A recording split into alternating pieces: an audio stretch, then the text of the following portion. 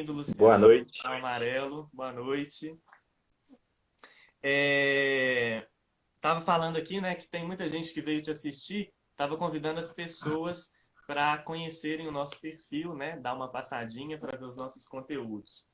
É, Enquanto isso, enquanto a gente não conversa o papo com o Luciano, eu queria que vocês colocassem aí nos comentários o que vocês pensam quando ouvem a palavra indisciplina. O que vem na cabeça de vocês quando vocês ouvem indisciplina?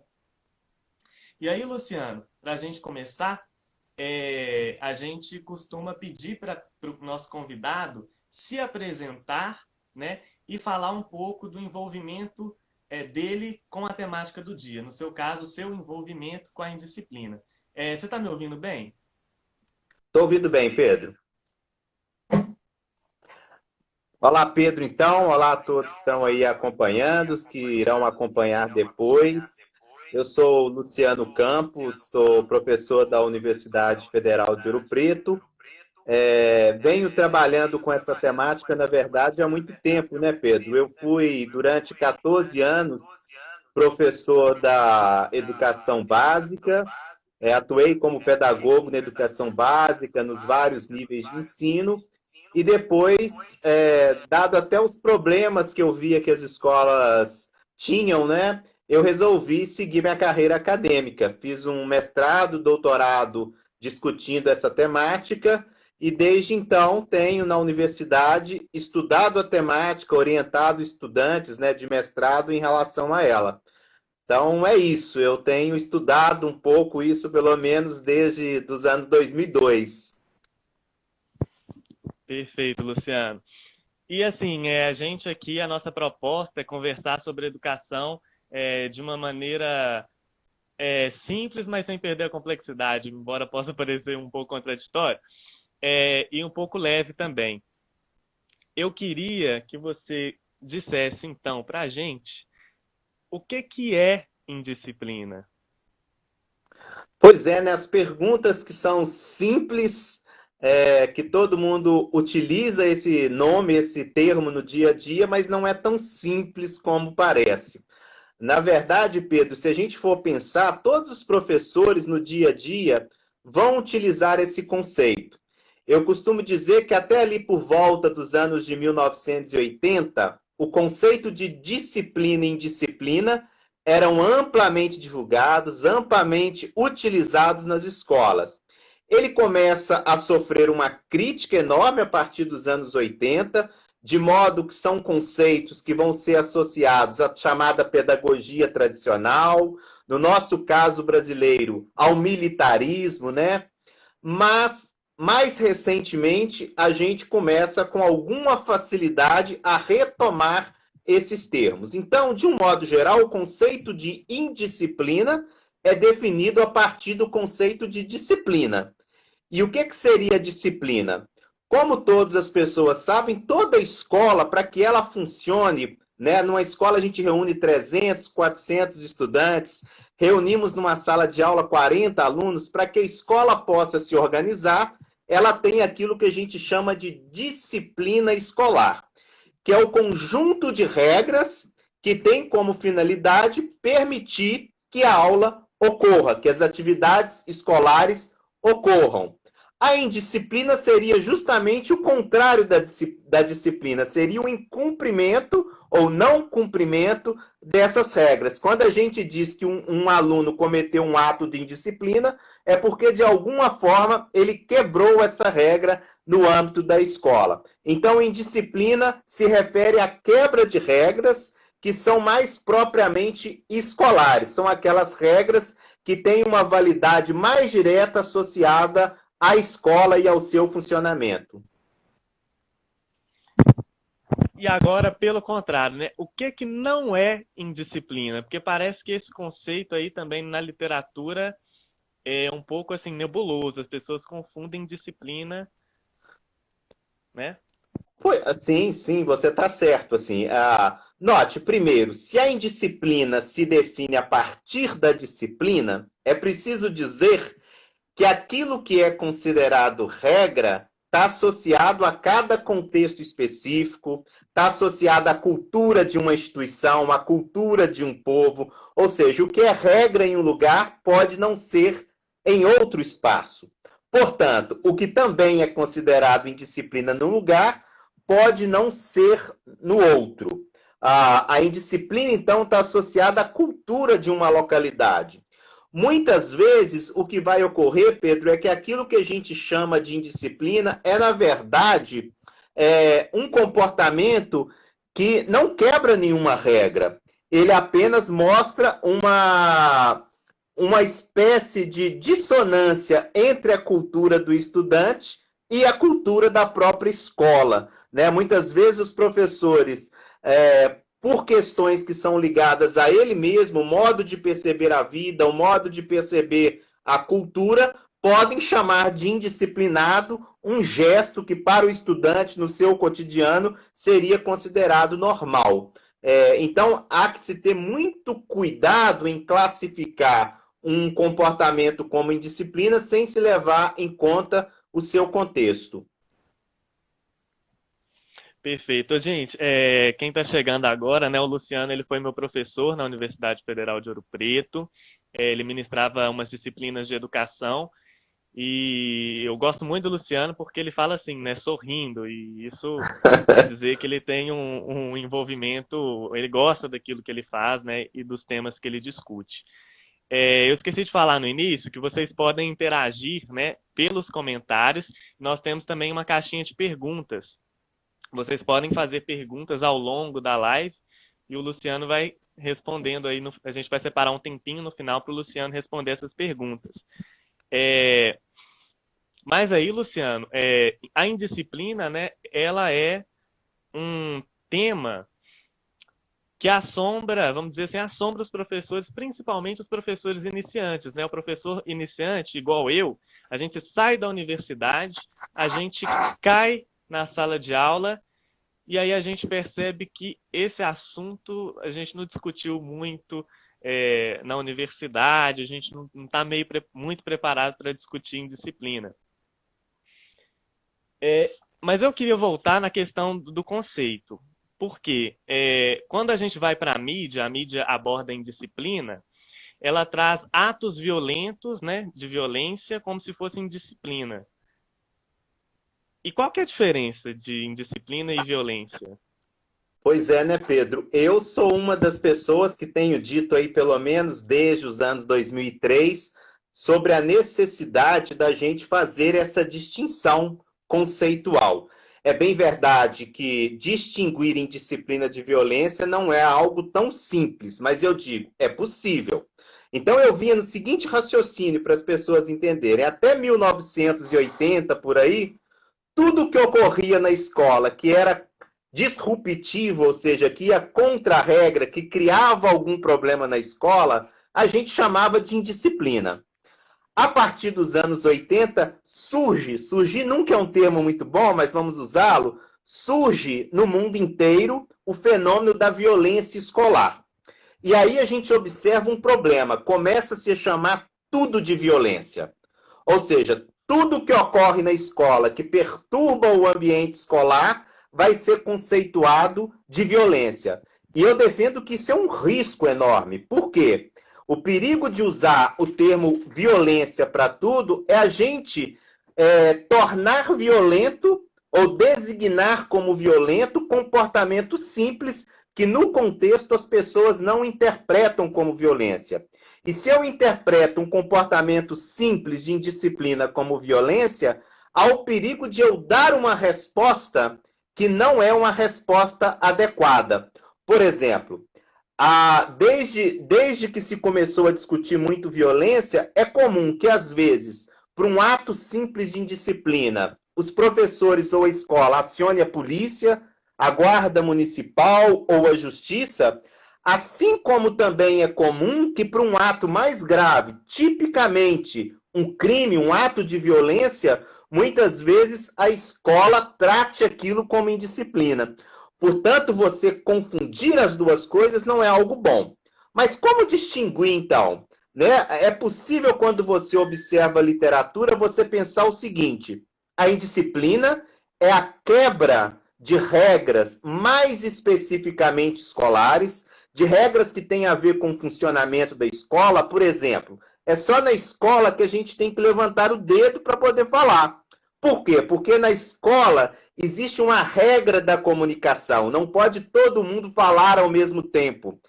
É só na escola, aliás, que existe isso. Imagine uma pessoa pedindo a voz num bar na hora que está tomando cerveja. Isso não faz sentido. Mas na escola, porque o professor é quem controla o turno da voz, porque senão 40 pessoas falando ao mesmo tempo não vai funcionar, essa regra de comunicação ela vai existir. Note, indisciplina, portanto, quebra uma regra escolar, uma regra que só faz sentido porque ela tenta garantir o funcionamento da aula. A indisciplina geralmente é muito simples, eu digo que ela não tem uma gravidade intrínseca. Ela é tão simples, Pedro, que um professor que às vezes sofre um ato de indisciplina, ele tem vergonha de pedir ajuda. Porque como que ele vai pedir ajuda para o diretor, para o coordenador, e falar que o menino estava mexendo com a caneta e fazendo barulho, né? Então ela é uma regra escolar, ela quebra uma regra escolar, ela geralmente não tem muita gravidade e ela tem uma característica. O que ela faz é perturbar a aula. A indisciplina atinge diretamente a aula. É a aula que é prejudicada. Lógico que o professor, a longo prazo, pode vir a ter problemas por conviver com muita indisciplina, mas o alvo dela direto é a perturbação da aula. Ao contrário, a violência geralmente é um ato grave, que quebra regras sociais de caráter mais abrangente. Por exemplo, geralmente, o que a gente designa como violência está prescrito no Código Penal. Se fosse um adulto, muitos desses casos poderiam ser considerados crimes, mas como é com adolescente, a gente designa como ato infracional. Portanto, distinguir essas duas coisas vai nos ajudar a compreender o quê? Que eu tenho que tratar, abordar esses dois fatos de forma diferente. Eu brinco assim, Pedro, uma criança que comete atos violentos na escola, nós devemos observar com muito cuidado, porque uma carreira de atos violentos pode ser um sinal de problemas futuros. O ato de indisciplina, uma criança que comete atos de indisciplina, se isso não ganha uma repercussão muito grande, se isso não é demasiadamente frequente, ele se torna depois um professor, um blogueiro, um engenheiro. Quantos de nós não cometemos ato de indisciplina? Isso quer dizer que ele não deve ser combatido, prevenido? Isso não quer dizer que ele não seja grave? Não, apenas que deve ser dada a ele a seriedade e o tratamento que ele merece. Ele não é um ato violento. Ele não traz para o indivíduo e para a própria escola uma repercussão tão grande. O que nós sabemos é que ele impacta a aula. Portanto, prevenir indisciplina é, sobretudo, uma forma de permitir que a aprendizagem ocorra. Foi importante você falar dessa relação da indisciplina com a aprendizagem, porque a Edilane está aqui exatamente perguntando, né? Eu gostaria que o Luciano falasse um pouco sobre o impacto da indisciplina na aprendizagem. Pois é, Pedro, é uma coisa importante. Não é à toa que os professores se preocupam tanto com a questão da indisciplina. Eles se preocupam porque dar aula num ambiente marcado por indisciplina é muito difícil. Eu já disse, a indisciplina é justamente, ela atinge a aula. Há professores, por exemplo, que eu assisti em sala de aula para fazer pesquisa, que uma aula de 50 minutos viram 5 minutos, porque ela não permite que o professor continue. Agora, hoje, por via das pesquisas nacionais e internacionais, nós já sabemos que a relação entre indisciplina, né, e desempenho escolar é algo muito forte.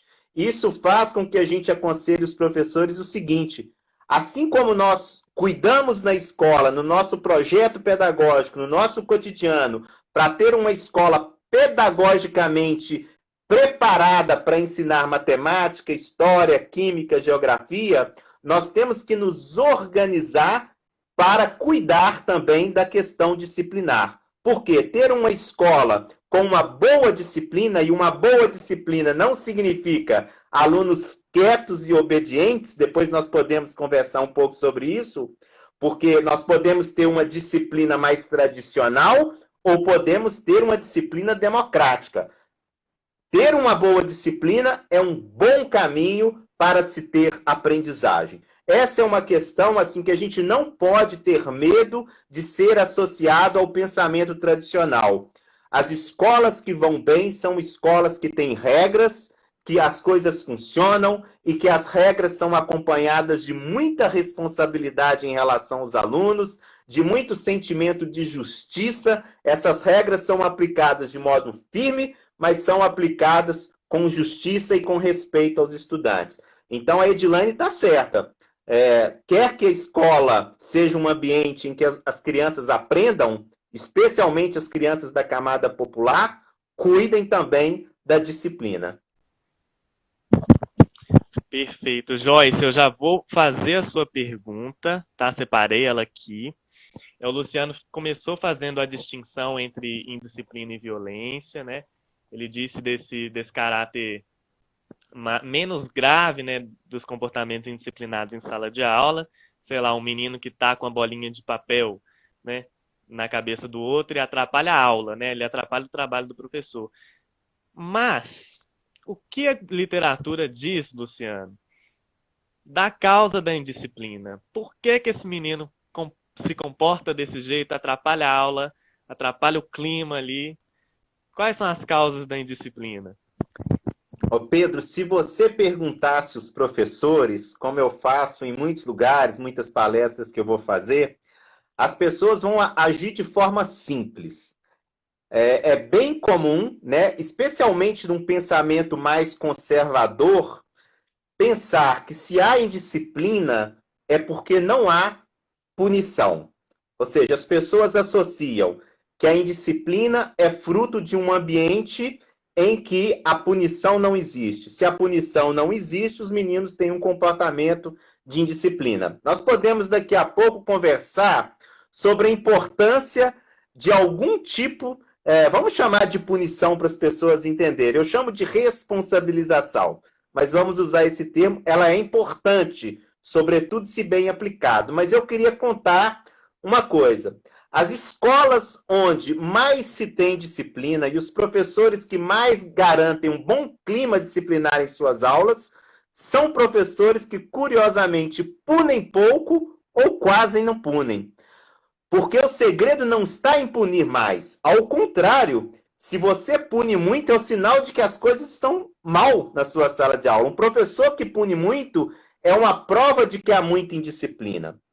Então, primeiro eu queria descartar, não associar tanto a falta de punição como um fator ou o único fator explicativo da indisciplina. E daí é preciso dizer, não existem respostas simples para fenômenos complexos no campo social e no campo educacional. São vários fatores, Pedro. Eu queria separá-los, dividi-los assim. Existem fatores que são extraescolares, são fatores que se relacionam ao ambiente de fora da escola. E esses fatores são desde fatores ligados às próprias mudanças que ocorreram na sociedade. Por exemplo, não há como você não levar em consideração que todas as mudanças que ocorrem com a questão da autoridade nas sociedades modernas, né? Os autores, a bibliografia vai dizer o quê? Uma crise da autoridade. E não é da autoridade na sala de aula, é uma crise da autoridade política, da autoridade em todos os espaços. E essa crise, ela atinge também a escola. É curioso a gente notar que a crise de autoridade, dentre os diversos motivos, ela também está associada a um lado positivo. Uma sociedade que se democratizou e que colocou as pessoas cada vez mais como iguais. O cidadão se equivale ao seu governante, porque eles são iguais. A mulher se equivale ao homem nessa nova sociedade. E essa igualdade chega também, curiosamente, às relações entre o adulto e a criança, entre o educador e o educando. Portanto, A crise de autoridade nós estamos pagando também por algo positivo, que é a própria ideia de uma sociedade que pressupõe relações mais horizontais. Há uma crise da escola, que alguns dizem, porque alguns vão dizer que essa escola que prometeu a todo mundo que ir à escola era uma forma de vencer na vida, que ir à escola era uma forma de ter um bom emprego, de se colocar na sociedade, ela tem uma promessa que ela cada vez menos cumpre. E aí você imagina, Pedro, se uma criança vai à escola com a certeza de que passar tanto tempo na escola lhe garante um futuro melhor, isso tem uma consequência. Numa sociedade em que cada vez mais isso fica só no âmbito de uma promessa que ele verifica que é falsa, porque o pai dele não conseguiu, o irmão dele não conseguiu, os vizinhos não conseguiram vencer via escola, tudo isso complica a vida da escola. O egoísmo exagerado da nossa sociedade tem impacto forte dentro da escola. O consumismo, a tecnologia, as mídias, não há como se considerar que tudo isso não impacta. Vamos ainda no exterior da escola, a família, Pedro. Os professores têm razão quando eles falam que a família tem um papel importante na explicação da indisciplina. Só aí um erro. Geralmente os professores acham que é só a família. Mas a família é um elemento importante. Nós sabemos hoje que o modo como a família educa seus filhos, a forma como a disciplina é exercida dentro de casa, ela impacta o comportamento da criança lá na escola. Isso é algo que a gente não pode ignorar. Só não podemos correr o risco de culpabilizar a família pela indisciplina na escola. Ela é um dos agentes, ela é um dos fatores. Bom, isso tudo está externo, eu poderia ficar aqui uma hora falando, mas para a gente aqui talvez o mais importante seja falar que também há fatores internos. Ou seja, a indisciplina que está lá na escola é também, em alguma medida, produzida e agravada pela própria escola e por suas práticas, pelos próprios professores e por suas práticas. Então, os fatores externos existem, eles são enormes. Eu brinco assim, do ponto de vista da disciplina, é muito mais fácil conseguir disciplina numa escola cubana, numa escola japonesa, do que no Brasil. Nós temos vários fatores sociais que interferem na vida da escola. Agora, para a gente que é professor, importa saber que há fatores também internos. E esses fatores internos dizem respeito principalmente a duas coisas. Depois a gente pode trabalhá-las separadamente. Eu vou falar de uma forma mais geral. Fatores ligados à organização da instituição, como que o conjunto, o coletivo da escola se organiza, como que a escola vive as regras dentro do seu ambiente, como que a escola trata alunos e professores, como que a escola interage com a família, responsabilizando a família e os estudantes.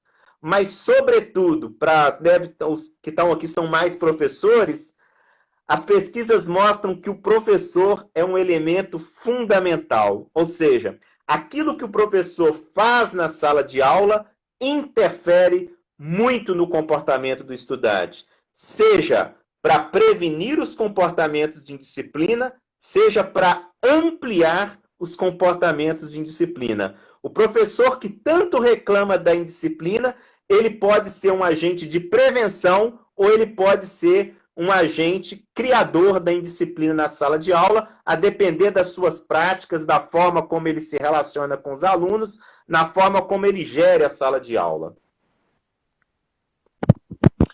São vários fatores mesmo, né, professor?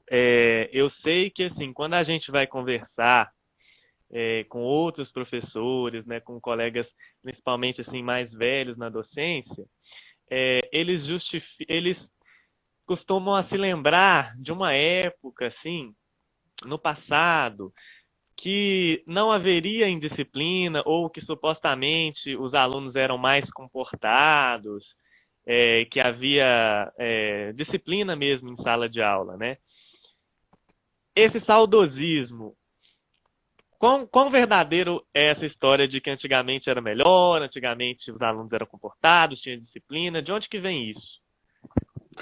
Pois é, Pedro, essa é uma pergunta importante e que também ela não é de resposta fácil. Eu diria que ela carrega em si uma verdade e uma mentira. Ou seja, ela é uma meia-verdade, por isso que as meias-verdades elas são mais complexas do que as mentiras completas. Eu diria o seguinte, por que as pessoas têm esse saudosismo, né? Tem algum motivo para que elas tenham, porque elas não estão totalmente erradas, tá? Eu diria assim, primeiramente, para dar um exemplo muito simplório, que é quase que uma tendência do ser humano imaginar que tudo que já passou foi melhor. Outro dia eu tava no Facebook e apareceu uma imagem. Eu não sei se você já comeu, Pedro, você é mais novinho. Tem uma cocada baiana que vem numa latinha. Não sei se você já viu. Tem o do doce de leite e tem uma cocada. É uma latinha, não lembro a marca, não vou fazer propaganda aqui. Mas aí a pessoa escreveu lá no Facebook assim: as pessoas da minha época achavam isso aqui, comiam muito isso aqui. Isso é a Nutella da nossa época. Comparando, e tinha ali um sentido de comparar gerações. Tipo assim, essa geração é muito fresca, comem a Nutella e a gente comia essa cocada baiana e achava uma maravilha. Você pode olhar que as pessoas sempre acham que aquilo da época delas, que existia na época delas, era melhor. E os professores também não são diferentes. Você encontra textos da Idade Média falando que os alunos, os aprendizes de outra época eram melhores. Você vai encontrar professor reclamando de aluno, ou seja, o mestre reclamando do aprendiz, até em textos clássicos na Grécia. Essa ideia de que tudo era melhor e que agora tudo é pior, ela é muito forte, muito forte. Assim, a minha geração vai achar realmente que a cocada é melhor que a Nutella. Vai achar que os alunos de hoje são mais bagunceiros do que os alunos de antigamente. Existe um saudosismo. Quando isso está numa mente conservadora, isso se torna muito grave, porque há uma tendência, inclusive, de achar que é possível ignorar todas as mudanças sociais, inclusive as positivas, abrir mão das conquistas, como se a gente pudesse voltar a um mundo pretensamente melhor. Todo esse movimento, por exemplo, de militarizar as escolas, carrega com isso esse desejo de ter uma escola que eles acham que existiu. E aí vem a questão, não é só um saudosismo, e nesse sentido que os professores podem ter alguma razão. A escola, talvez, de antigamente fosse uma escola melhor, mais disciplinada, os alunos respeitavam mais os professores. A pergunta é, primeiro, quem eram os alunos dessa época? Essa é uma questão relevante. Estavam ali todos os alunos que precisavam estar? Sobretudo, estavam ali aqueles que mais precisam da escola? Era uma escola de poucos? Era. Aqueles poucos que não se adaptavam à escola, ou seja, que não aprendiam ou que eram indisciplinados, a escola fazia alguma questão de mantê-los ou a escola facilmente excluía? Produzir uma boa disciplina, retirando da escola aqueles que cometem atos de indisciplina, é a forma mais simples. Mas nós queremos hoje uma escola que seja para todos. Então o saudosismo faz sentido, mas é preciso pensar que a escola que nós tínhamos não é a escola de hoje. Com isso, pode ser que nós estejamos perdendo alguma coisa, mas se a gente acredita que a escola deve estar a serviço de todos, eu diria que nós melhoramos muito, porque agora temos uma escola que mesmo aqueles que se mostram não tão aptos a ela, que traz algumas dificuldades de se comportar dentro dela, podem estar dentro dela. E a questão é o que nós fazemos. E a questão é, talvez para esses nós não teríamos que ter uma disciplina diferente? Talvez na sociedade de hoje, que não é a de antigamente, nós não tenhamos que mudar a nossa prática disciplinar? Por isso que eu falei, não se encaixa mais uma disciplina do tipo tradicional, conservadora.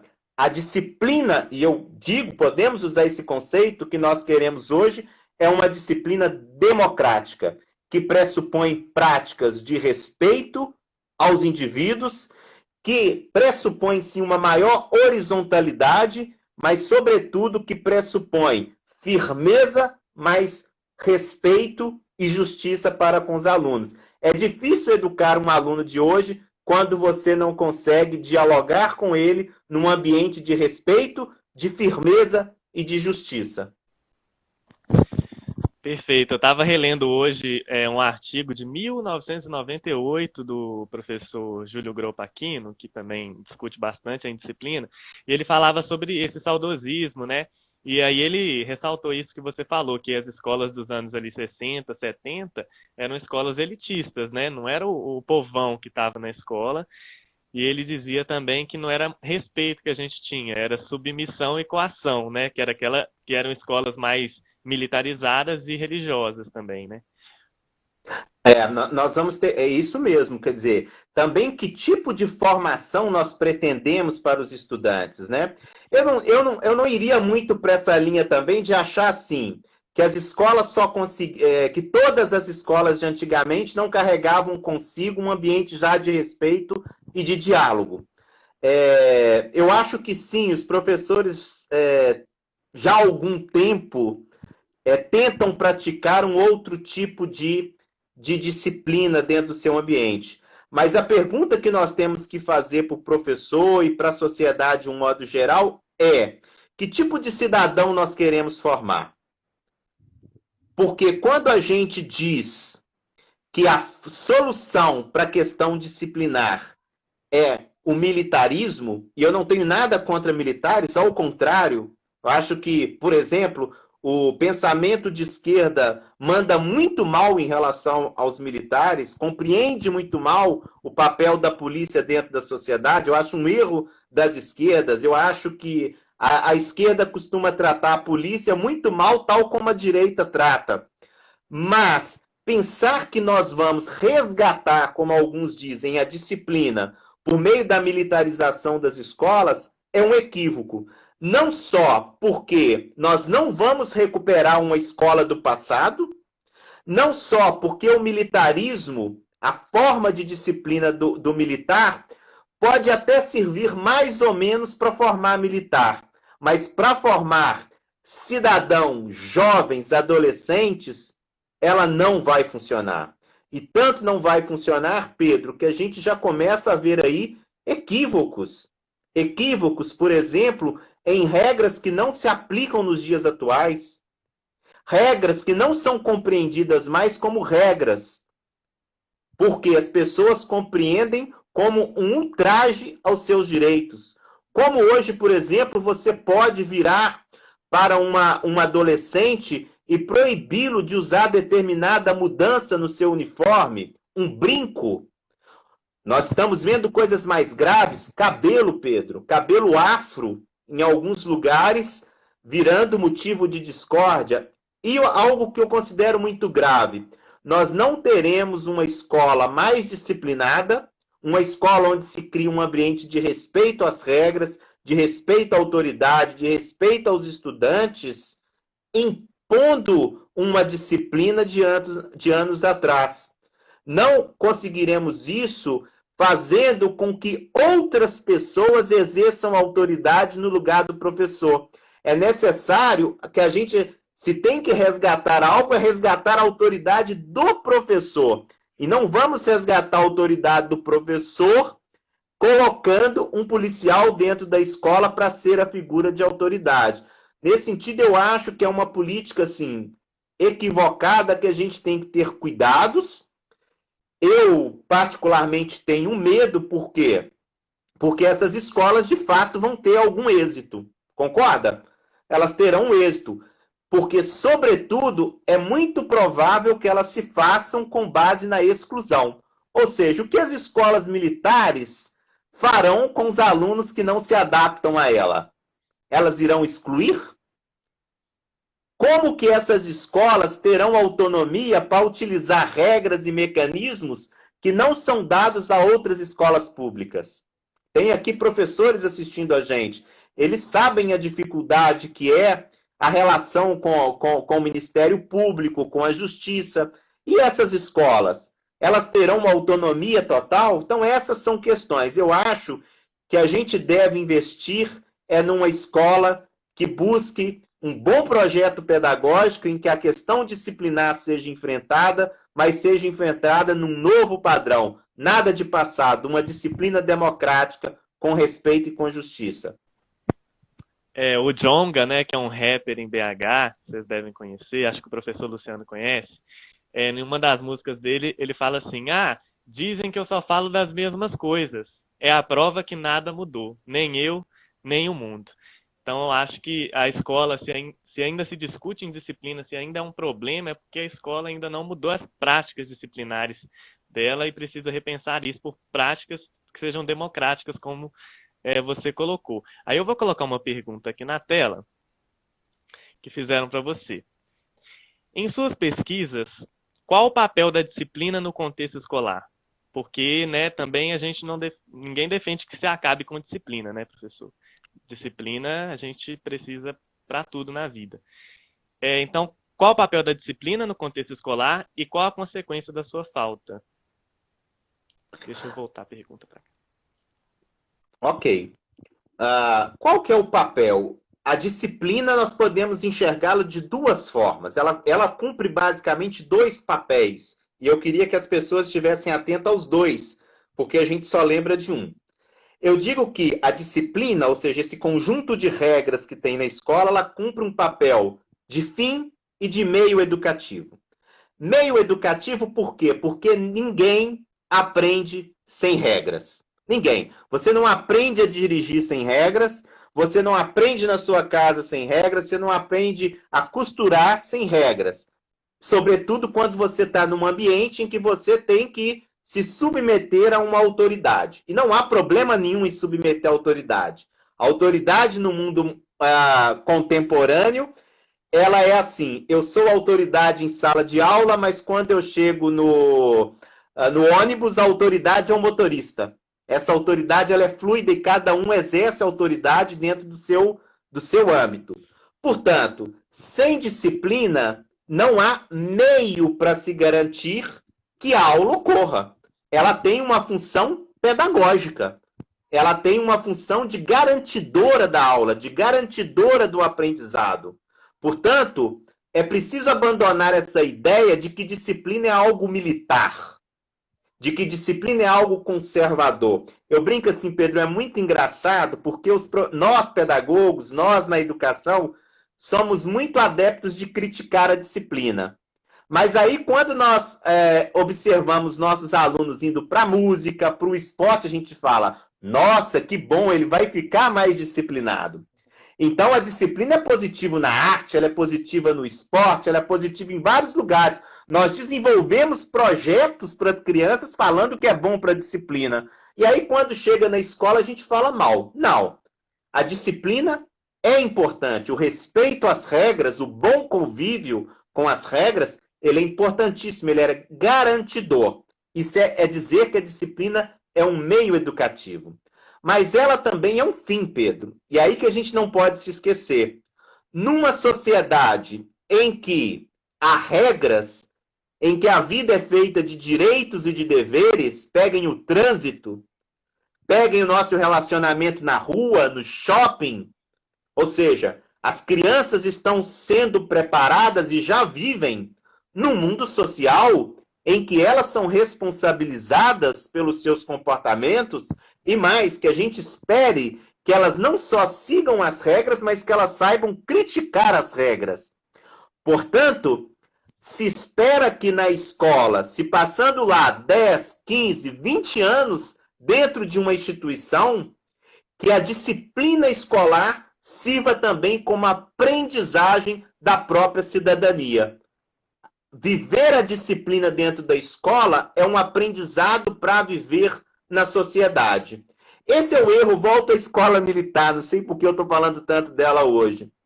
Eu não posso querer formar um cidadão crítico, um cidadão do mundo de hoje que pressupõe relações mais horizontais, vivendo num ambiente durante 10 anos que é totalmente vertical.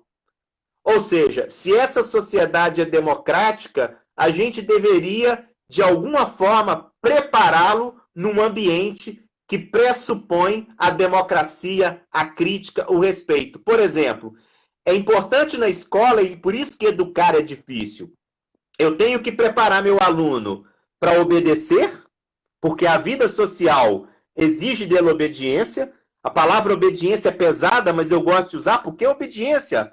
A obediência não é algo tão grande. A obediência é o seguinte, o professor chega na sala e fala, tira o caderno, todo mundo tira. Isso pressupõe obediência. Lá no shopping, o vigilante, que é um sujeito que você deve respeitar, porque ele está ali exercendo o seu trabalho, ele fala, senhor, não pode entrar sem máscara. E eu devo respeitar? Eu não devo xingar como alguns estão fazendo? Respeito com o outro que está exercendo o trabalho. Eu aprendo onde? Na escola. Quando eu chego para o porteiro, respeito a atividade profissional. A cantineira, que eu chego na cantina e respeito a atividade profissional. O professor. Ou seja, a disciplina não é só garantidora. A disciplina ela é formadora de sujeitos. E se a escola quer formar sujeitos democráticos, que ela seja um espaço democrático. Se ela quer formar um sujeito que critique as regras, que ela crie espaços internos para que os alunos possam criticar as regras. É isso que ela permite, ela é importante. Uma escola que não tem nada disso, uma escola que todo mundo faz o que quer, uma escola que não dá espaço para que o estudante critique as regras que ele considera injustas, antidemocráticas, ou regras que ele considera que não têm justificativa, essa escola vai ter problemas. Essa escola está mais propensa a ter problemas disciplinares, vai adoecer os professores, os alunos não terão um bom desempenho, né? E os alunos não serão bem formados também no âmbito da cidadania. Então, os impactos são muitos. Ô, Luciana, a nossa caixinha de perguntas está cheia aqui. E é engraçado, né? Eu também lá na UFV eu fiz algumas palestras sobre indisciplina e a expectativa quando se discute esse assunto é sobre o que fazer, né? O professor quer saber como lidar com a indisciplina. Então, uma das perguntas, a Amalie pegou algumas perguntas no comentário, porque senão a gente perde as perguntas, aí a Amalie está me ajudando. Como lidar com a indisciplina sem tolir a autonomia dos nossos alunos? Foi uma pergunta enviada aqui no chat. Ok. Ana, primeiro eu te diria o seguinte, não vamos contrapor indisciplina à autonomia. Vamos pensar que não existe autonomia verdadeira, não existe liberdade verdadeira sem certos limites. Eu vou... A gente tem tempo, né, Pedro? Estamos tranquilo. Então, deixa eu dar exemplos, né? Ana, imagine você... Não sei se você tem medo de altura, mas eu morro de medo de altura. Morro. Imagine você no 10º andar de um edifício. Imagine que você está, então, no 10º andar, mas em cima, na laje, lá na cobertura.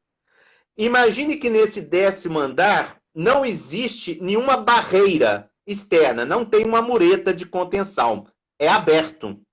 Mas te pediram para você andar de bicicleta lá em cima. Eu não andaria, mas imagina que você tem essa coragem de andar de bicicleta. Eu já vou te dizer o que vai acontecer. Se você é uma pessoa minimamente cuidadosa, você vai estabelecer um pequeno círculo lá no centro e vai ficar andando nesse círculo lá no centro. Ou seja, a falta de limites, Ana, a falta de barreiras que te impeçam de cair, vai fazer com que você não tenha autonomia de circular livremente no espaço que você tem. Olha só, a falta de limite, a falta de barreiras, ao invés de ser algo que vai tolir a sua liberdade, vai justamente te obrigar a ficar no centro dessa edificação, no centro da laje. Ao contrário, Ana, se eu coloco uma mureta ali de 80 centímetros, de 1 metro em volta de todo aquele espaço, você vai se apropriar de todo o espaço para você andar de bicicleta. É uma falsa dicotomia opor autonomia e disciplina, autoridade e liberdade. Uma sociedade e uma escola em que as pessoas respeitam os limites, respeitam as regras, respeitam o outro, é uma sociedade em que eu tenho mais autonomia para agir. É uma sociedade em que eu sou mais livre. Ou seja, a condição da minha liberdade como cidadão é saber que todos respeitam os limites, que todos respeitam as regras que são consensuadas. Eu estou muito mais à vontade para andar numa cidade, a gente trabalha em Mariana, eu posso andar em Mariana à noite, se eu sei que mais pessoas como eu estão dispostas a respeitar as regras de convívio social. Toda vez que o outro não respeita, que não há limites, que não há regras, é exatamente o contrário. Eu vou perder a minha liberdade. Então, limite é algo importante para se ter autonomia. Não vamos opor essas duas coisas. Agora, toda disciplina que é arbitrária, que não se justifica, que ela é muito mais, vamos dizer assim, uma picuinha do professor, do que uma regra que necessariamente é importante para a vida coletiva na escola, toda ela fere a autonomia. A gente em pesquisa vê o seguinte, Ana, que toda vez que o professor consegue justificar o porquê da regra, que ela cumpre uma função dentro do ambiente de sala de aula, é mais fácil você levar o estudante a compreendê-la.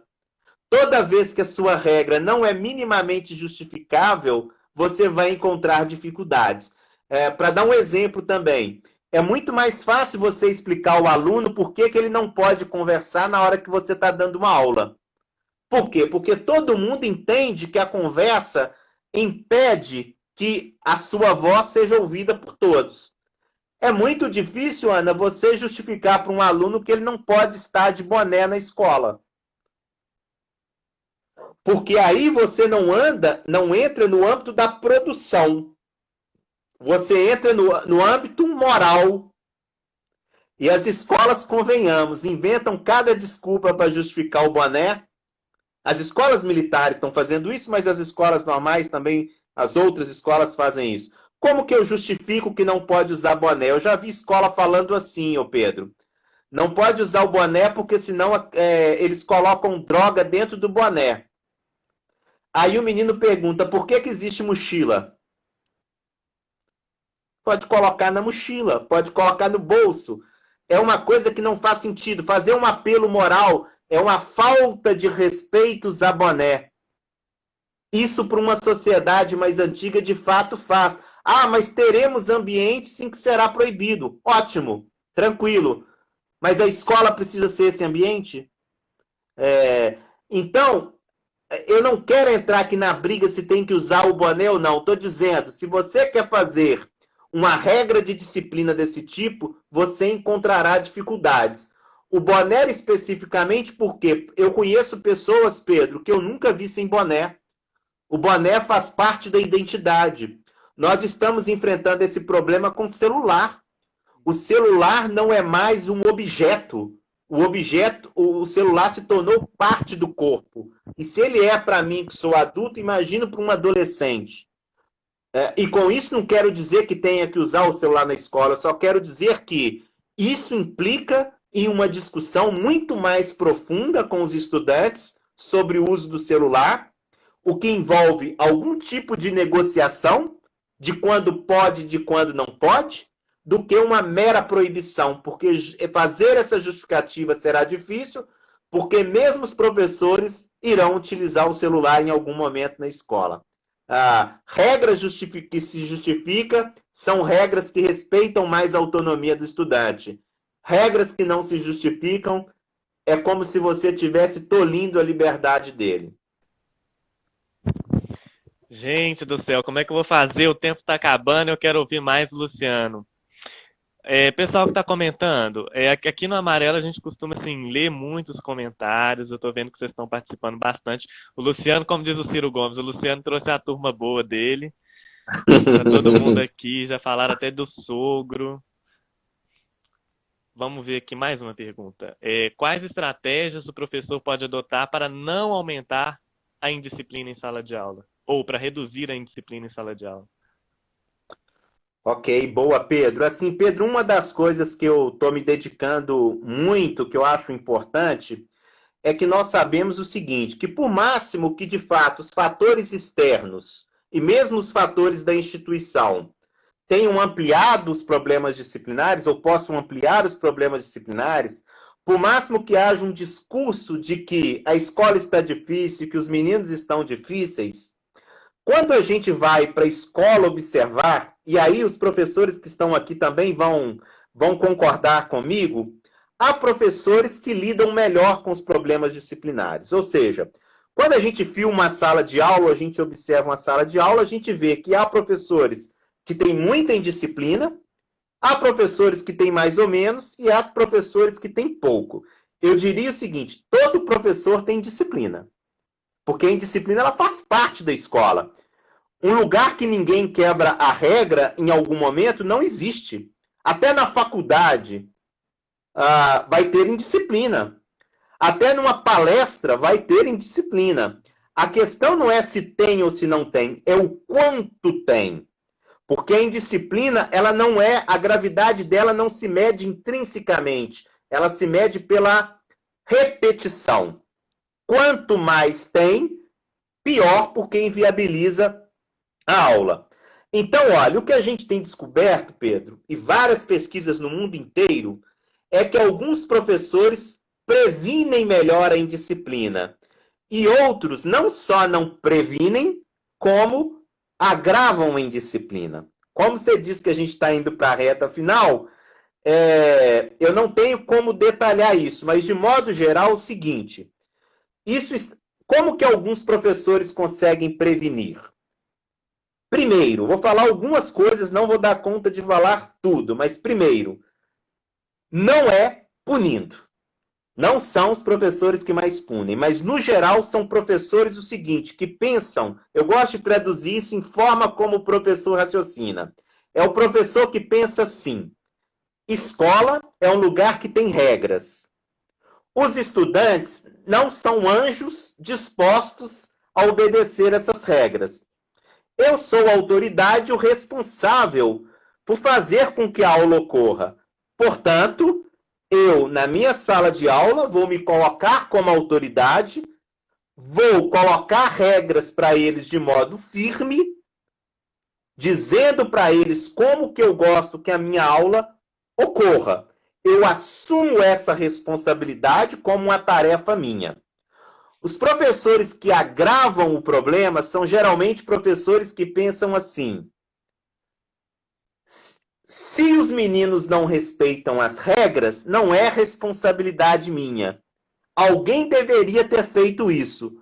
Ou a escola, a diretora, ou a família. Por isso que esses professores falam muito assim, Pedro, tem uma expressão que é típica. Só nessa escola isso ocorre. Porque quando ele fala só nessa escola, ele está dizendo o seguinte, que a responsabilidade é da escola e não dele. Não assumir a tarefa disciplinar como uma tarefa sua é o primeiro caminho para que tudo dê errado. Por quê? Porque o professor que assume que essa é uma tarefa dele, ele vai desenvolver uma série de estratégias, que eu não vou detalhar aqui, mas é uma série de estratégias que, colocadas em prática, elas permitem prevenir. Prevenir significa o quê? Ele não age quando a indisciplina ocorre. Ele age antes que a indisciplina ocorra ou quando ela ainda está tão simples, mas tão simples, que uma fala, um gesto, pode ser um grito, depende da estratégia do professor, mas às vezes um olhar, ele consegue cumprir aquilo que é o papel dele, que é permitir que o comportamento cesse e que a aula retorne. Ou seja, assumir que essa é uma responsabilidade sua é um primeiro passo importante. E tudo hoje em dia, até na mídia, vai tentar convencer o professor de que essa não é uma tarefa dele. Por exemplo, a gente vê aí palestrantes famosos dizendo frases simplistas do tipo: a família educa, a escola ensina. Já começa mal, porque se o professor acredita que, de fato, a única tarefa dele é ensinar português, matemática e história, ele vai se frustrar. Você falou do professor iniciante. Se ele acha que ele vai chegar lá e não vai assumir outras funções, que, por exemplo, gerir a sala de aula, os comportamentos em sala de aula, não é a responsabilidade dele, vai começar mal. Então, eu diria o seguinte para a Ana, né?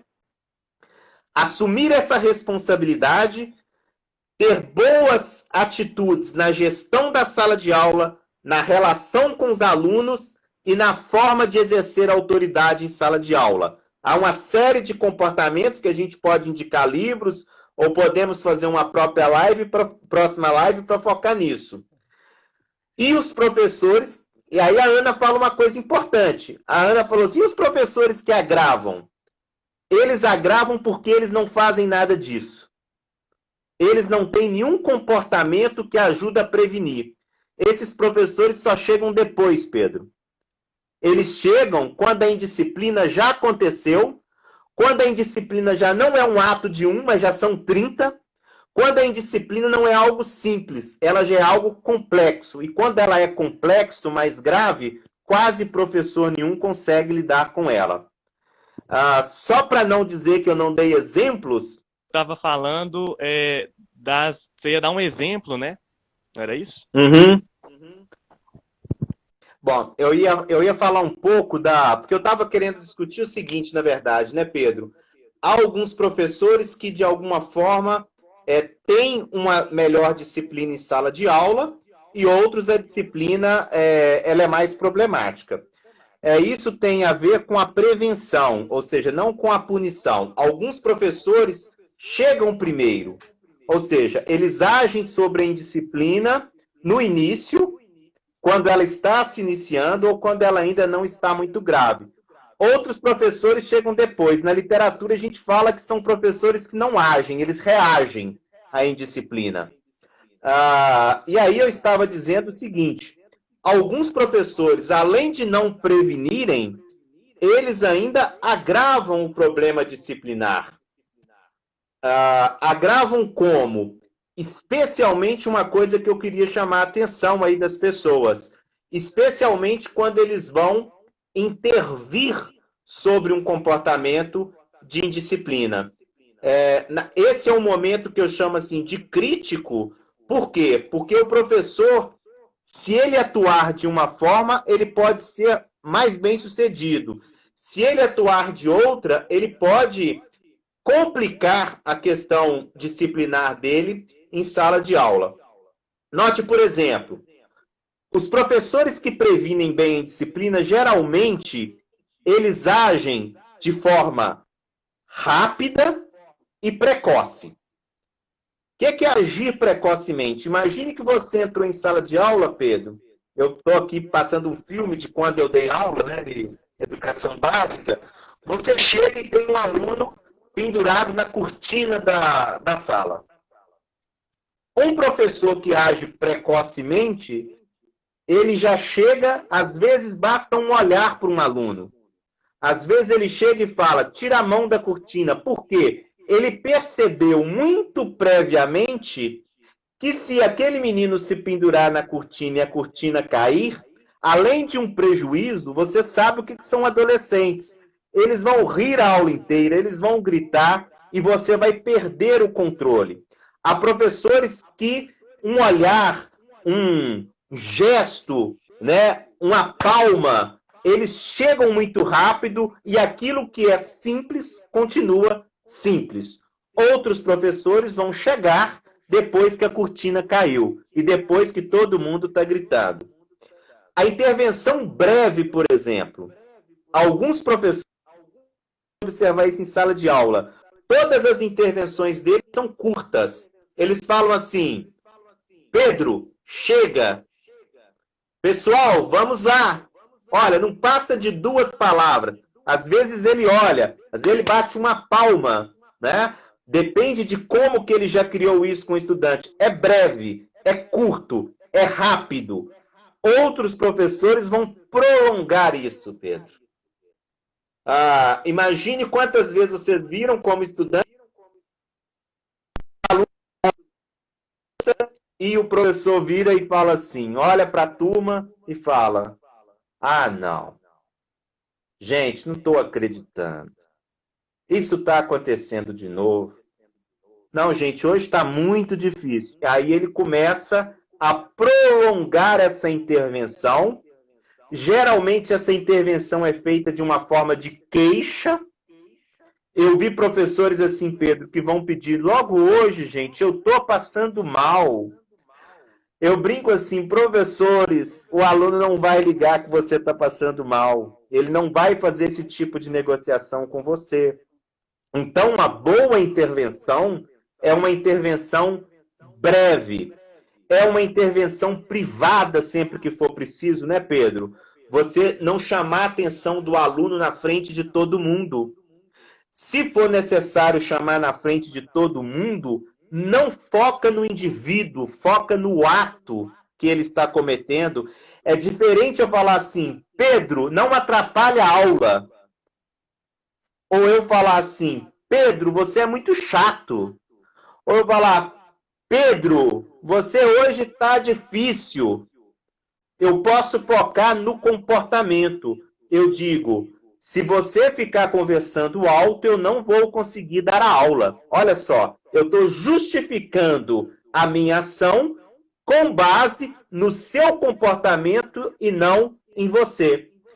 Evitar adjetivos ao chamar a atenção do estudante. Então, olha, eu chego precoce, eu chego rápido, breve e evito adjetivos.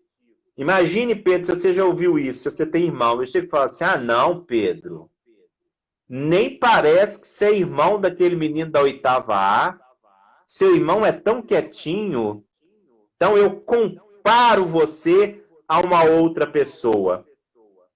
Eu posso fazer isso, às vezes, com uma carga emocional, gritando, demonstro fragilidade, né, Pedro? Toda figura de autoridade, ela tem que ser firme.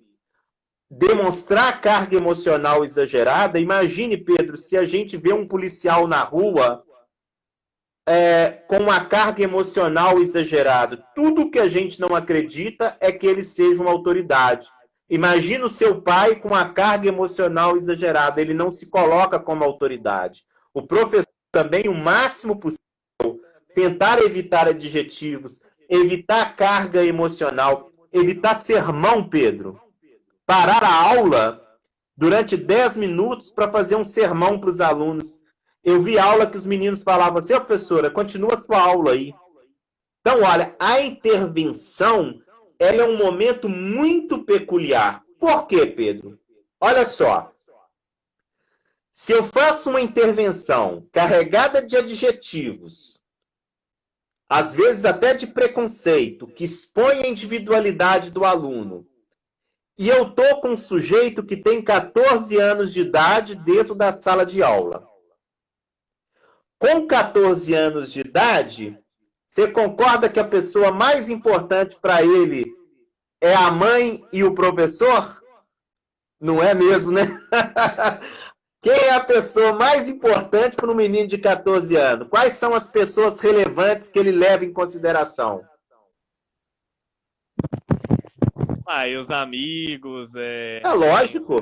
né? É lógico, né? Eu brinco assim, me marcou muito. Um dia minha filha chegou aqui em casa e me perguntou, meu vestido tá bonito, eu tô indo pra festa. E eu falei, filha, seu vestido tá maravilhoso, você tá linda, pode ir pra festa. Ela então saiu pra festa. Com 15 minutos ela estava aqui em casa de volta para trocar o vestido, Pedro.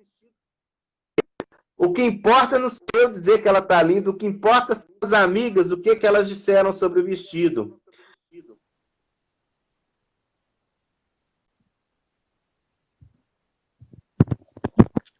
que para mim travou aqui agora, gente. Para vocês também.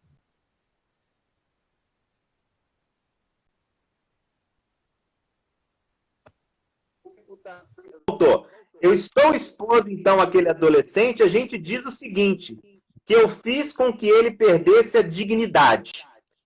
E quem perde alguma coisa vai fazer o quê? Procurar recuperar. E o adolescente, quando ele perde a dignidade dele frente aos demais colegas, que são quem de fato importa para ele com 14 anos, ele tenta recuperar a dignidade perdida, muitas vezes afrontando o professor. Essa afronta ao professor pode vir por um gesto, não me importo, pode vir por um xingamento, ou pode vir até por uma ameaça. A intervenção bem feita é o que eu mais estou preocupado. Se você não sabe intervir, se você não consegue intervir de forma calma, tranquila, respira e não intervenha. Admita, eu não vou dar conta da situação, prefiro me afastar dela. Pior é você fazer uma intervenção mal feita, em que um comportamento de indisciplina simples pode, ao final, depois dessa intervenção, virar um comportamento de violência, uma agressão, que é o que o professor deve evitar, porque um professor agredido na escola é algo muito grave, não só porque pode machucá-lo, mas porque é algo grave para a sua reputação e para a sua própria autoridade. E aí você, falando assim, né, você destaca a importância do papel do professor, né, do professor saber lidar com essas situações, saber agir proativamente, né. Tem um livro do Leandro Carnal, historiador, esse livro chama Conversas com um Jovem Professor, que ele narra como que foi a experiência dele como professor iniciante. E aí ele conta que um dia ele entrou na sala de aula, ele dava aula para ensino médio, e ele estava com conjuntivite, então ele teve que dar aula com óculos escuros. E o aluno lá do fundão gritou, né? Ê, professor, a noite foi boa, hein? E aí o Leandro Carnal, a raiva subiu, né, dentro dele, e ele respondeu assim: foi boa, sua mãe gostou. E ele disse que a noite foi boa, sua mãe não reclamou. E ele disse que, assim, aí veio aquele característico, né, da sala de aula, né, todos os alunos ali ficaram oriçados com aquela história, com aquela resposta do Carnal, e o aluno dele ficou retraído e nunca mais participou na sala de aula. E ele disse que foi um dos maiores arrependimentos dele como professor. Ele disse, naquela situação, tinha um adulto e uma criança. E eu deveria ser o adulto, mas eu fui a criança. Exato. E eu perdi o aluno para sempre. Exato. Ele pode retrair, mas ele poderia também nunca mais ter se esquecido, porque esse aluno, ao querer recuperar a dignidade, poderia ter devolvido à altura ou pior. Essa é uma coisa importante. O professor é o adulto da relação. E a ação dele tem que ser sempre uma ação educativa. Eu digo o seguinte, Pedro, nós, como professores, vamos fazer intervenção disciplinar. O que é intervenção disciplinar? É o momento em que a indisciplina ocorreu. No caso, não foi uma indisciplina, foi uma brincadeira. Ela poderia... Aí a gente fica no meio termo, porque um compreende como brincadeira e o outro compreende como indisciplina. No caso do Carnal, provavelmente, como um jovem professor, ele até interpretou como um desrespeito, como uma ameaça. E por isso que ele reagiu. Só que quem tem que estar preparado para reagir como adulto somos nós. E, portanto, a gente pode usar estratégias. O que nos dá as estratégias? A prática também. E o conhecimento acadêmico. Ele poderia reagir com uma brincadeira. Ele poderia ter reagido de maneira firme, dizendo que ele não gosta desse tipo de brincadeira. No primeiro dia, isso é muito importante, porque no primeiro dia você diz para o aluno como você é. Porque se você aceitar essa brincadeira no primeiro dia, você está dizendo que você vai aceitar o resto do ano. mas jamais ele poderia ter respondido com a mesma linguagem agressiva, desrespeitosa do estudante. E o estudante, então, poderia ter retrucado e ele poderia ter sido vítima de um ato de violência no primeiro dia dele de aula, né? Isso é muito complicado.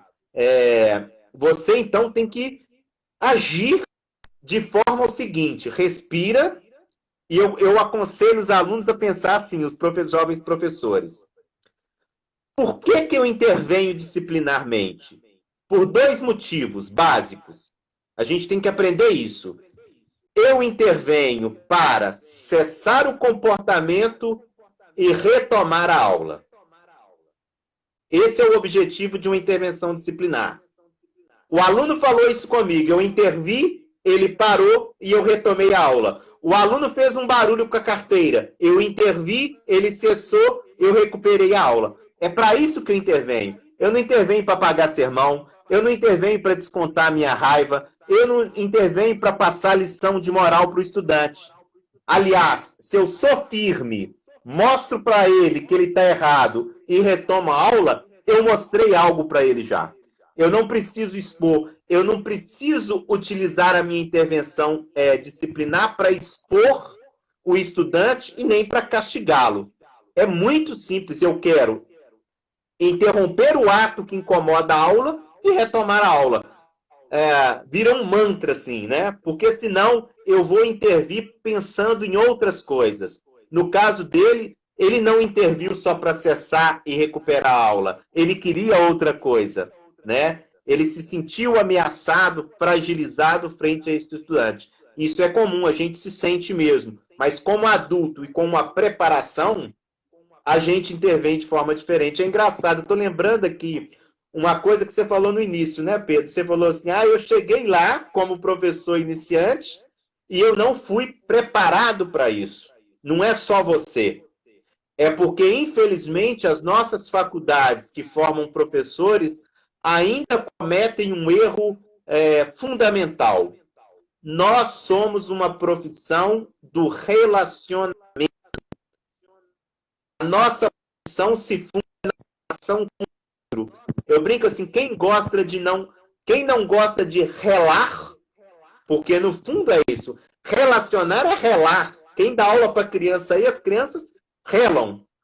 Quem não gosta de se relacionar, não escolham essa profissão. Não dá para ser vendedor sem gostar de cliente. Não dá para ser vendedor sem gostar de convencer o outro. Não dá para ser professor sem gostar de relacionamento. Não dá para ser professor de criança sem gostar das coisas da infância. Não dá para ser professor de adolescente sem curtir um pouco essas sacanagens que o menino fez com ele. Concorda? Isso é típico de adolescente. Você, talvez, aí a melhor estratégia ou fosse se calar, ou ser bravo, ou brincar com a situação, porque o adolescente ele tem essa brincadeira. Por exemplo, as brincadeiras de conotação sexual são comuns.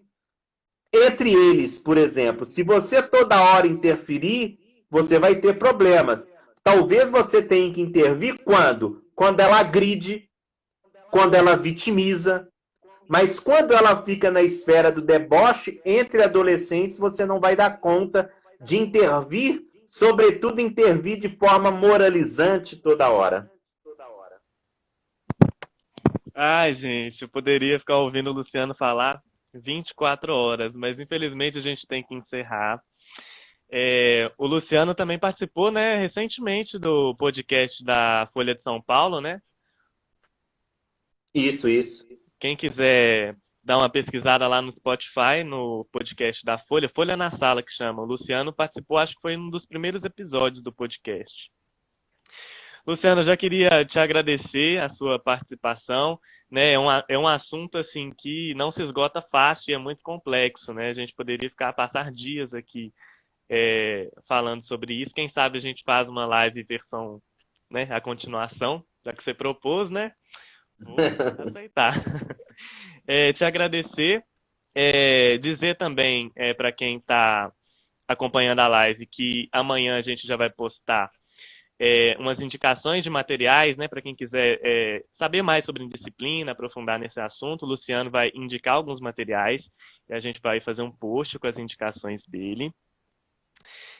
Anunciar também o tema da nossa próxima live, na quinta-feira que vem, nesse mesmo horário, vai ser com a professora Lilian Perdigão, lá da UFV, que vai falar um pouquinho sobre autoconfiança, autoestima, imagem de si, né? A gente está no Setembro Amarelo, então a gente vai começar a discutir temas que, né, entrelaçam essas questões afetivas e tudo mais.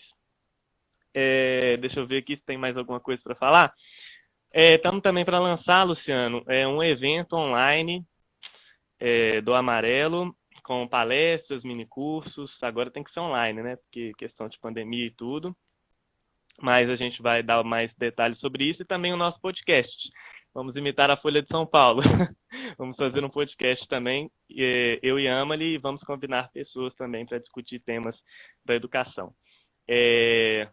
Suas últimas palavras, Luciano, antes da gente encerrar? Não, eu queria te agradecer o convite.